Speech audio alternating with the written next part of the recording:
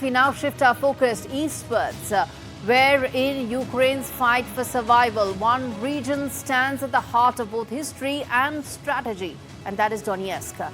It has deep coal mines, hardened fortress lines. In fact, it's the prize that the Russian President Vladimir Putin wants in exchange for peace. But giving it up could actually cost Ukraine everything, from territory to tactical advantage to, many say, national identity and the future of Europe's borders. As Trump floats the idea of a territorial swap, we break down exactly why Donetsk is not just another battleground. It is actually the battleground in this conflict. Let's quickly now tell you why is it that this is the most crucial choke point. Let's put some of those aspects out for you to understand why Donetsk matters. It's the industrial heartland that's powering the nations, both the nations' economies. Now, this is the southern eastern belt of Ukraine, which is where you have those old coal mines. You have several other key aspects in terms of industrial economy that is so important. Let's tell you in terms of Moscow's control links Russia to the Crimean corridor, which is extremely important because of the connectivity, the linkages it opens up. And Crimea, even Donald Trump said, is off the negotiating table, which is why Putin wants that even Donetsk should be off as well. Fortress belt that defend Ukraine's eastern front, which is why this is so important for Ukraine, because they understand that this is essentially the bulwark that will keep the country together. In terms of what next, it's the key launch site for Russian drones. It's also a very large area, most of it under Russian control. Not all of it, about 77 to 78% is under Russian control, which tells you that still there is about a fifth of that area which is under Ukrainian control. And this is the key launch site for Russian drones. Another important reason why this is at the heart of the entire conflict. And lastly, losing Donetsk pulls war 82 kilometers west, which means, as I said, it's the bulwark against Russia for Ukraine, and losing that entire region could actually mean putting the rest of Ukraine very close to Russian aggression in the future, which is why this region is so very important. Now, viewers, while diplomacy debates Donetsk, Russia is digging in. Across Ukraine's occupied east, Moscow is turning civilian spaces into forward operating military drones, launch pads for future, for war, built deep inside stolen territory, or occupied territory, as some would say. This report has all the details for you.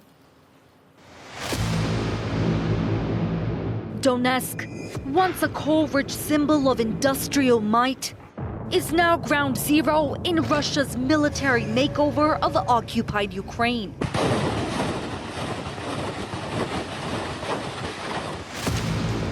What was once a Ukrainian international airport, rebuilt for Euro 2012, is today a launch pad for Russia's deadliest drones. In Donetsk, white hangars now dot the destroyed runway. Repurposed to launch Shahid kamikaze drones, these structures not only signal strategy, they also signal permanence. Across the occupied Donbas, the transformation is relentless. Factories now house tanks, schools shelter armored convoys, and Black Sea resorts have been converted into soldier barracks. If analysts are to be believed, Moscow's forward bases aren't just aimed at Ukraine, they pose threats to NATO borders too. But while Russia entrenches itself militarily, it's also floating a dangerous diplomatic move. Putin is reportedly demanding the full Donbas, including Donetsk, in exchange for peace. Such a move would hand the Kremlin the high ground, both militarily and morally, in a war that's anything but over.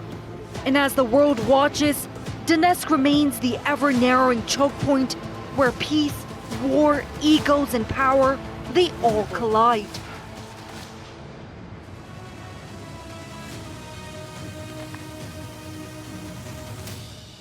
Viewers, if you take off your blinkers, you realize that Donetsk has become a frontline symbol, a region scarred by war now fortified by Russia into a launch pad for drones, tanks and diplomacy, many say by force.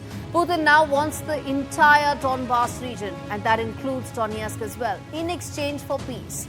But for Ukraine, giving it up would mean more than just lost ground. It would shatter national identity, redraw European borders under pressure. Strategically, Donetsk is vital. It connects Russia to Crimea, pushes the war 82 kilometers west, and gives Moscow permanent military reach. Politically, it sets a dangerous precedent that lands seized with force can be bargained for at the negotiating table. As Donald Trump floats the idea of a territorial swap, the question isn't just what Ukraine can afford to lose, but what the world can afford to normalize.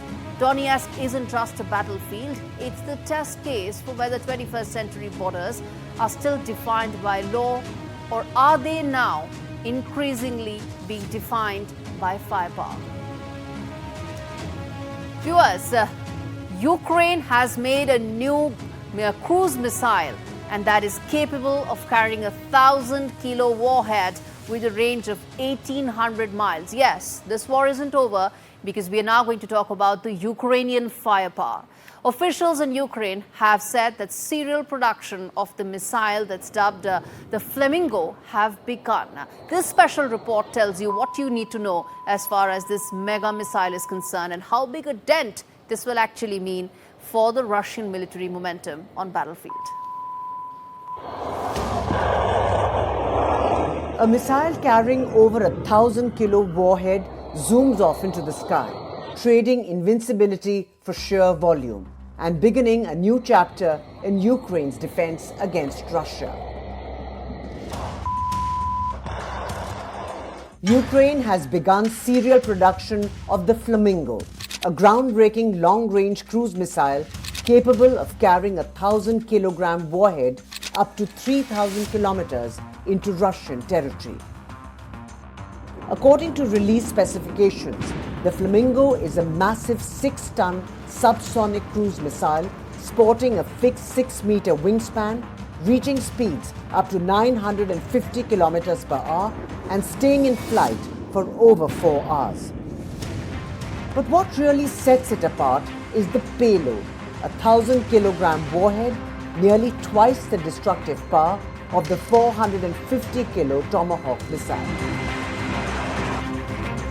This capability positions Ukraine to strike deep into Russia, potentially reaching military-industrial hubs in the Urals and beyond. Despite the strategic advantage, the missile's size brings inherent trade-offs. Its giant wingspan and launch weight simplify manufacturing, but demand longer pre-launch prep and make it less stealthy against radar.